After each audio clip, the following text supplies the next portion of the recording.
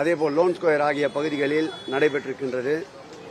இந்த திட்டத்தை கழக தோழர்கள் மற்றும் மாநகராட்சி மாமன்ற உறுப்பினர்கள் முன்னெடுப்போடு தடைபடாமல் இன்றைக்கு 276வது நாளை காணுவதில் மற்றற்ற மகிழ்ச்சி அடைகிறோம். இதில் பயனடைவோர் மனதார மாண்புமிகு தமிழக முதல்வர் அவர்களை வாழ்த்திச் செல்வது இந்த திட்டத்தை மேலும் மேலும் ஊக்கப்படுத்துவதாகவும் இதற்காக உழைக்கின்ற திராவிட முன்னேற்ற கழக தோழர்கள் அனைவருக்கும் மகிழ்ச்சியை தரும் நல்ல திட்டமாக இருக்கிறது. திமுக மீண்டும் ஆட்சிக்கு வராது, எதிர்க்கட்சி அதிமுக தான் ஆட்சிக்கு வரும் சொல்லி பாஜக மாநில இதே பாரதிய ஜனதா கட்சி 2021ஆம் ஆண்டு கட்டம் சரியில்லை, மாண்புமிகு முதல்வர் அவர்களுக்கு அவர் ஆட்சி அமைக்கவே முடியாது என்றார்கள்.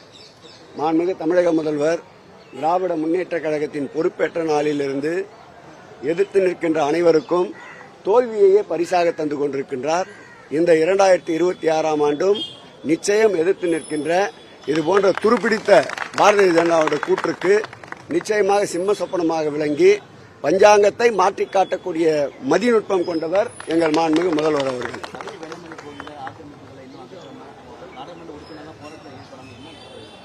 நீதிமன்ற உத்தரவுப்படி நடந்து கொண்டிருக்கின்றது. சட்டத்திற்குட்பட்டு அனைத்து நிகழ்வுகளும் நடைபெறும்.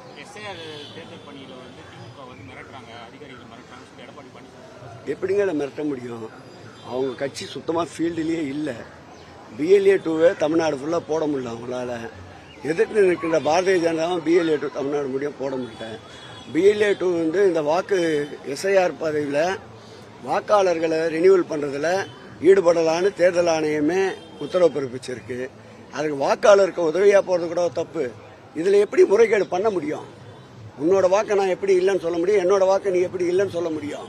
மக்களுக்கு விழிப்புணர்வு ஏற்படுத்துவதற்காகவும் மக்களுக்கு உதவுவதற்காகவும் திராவிட முன்னேற்ற கழகம் எப்பொழுதும் போல் பேரிடர் காலம், இயற்கை சீற்றம் போன்ற காலங்கள் மட்டுமல்லாமல் மக்களுக்கு வாக்குரிமை பெற்றுத் தருவதிலும் முன்னணியில் இருப்பதை பாராட்ட வேண்டும். அவருக்கு ஏதோ சொன்னேன்.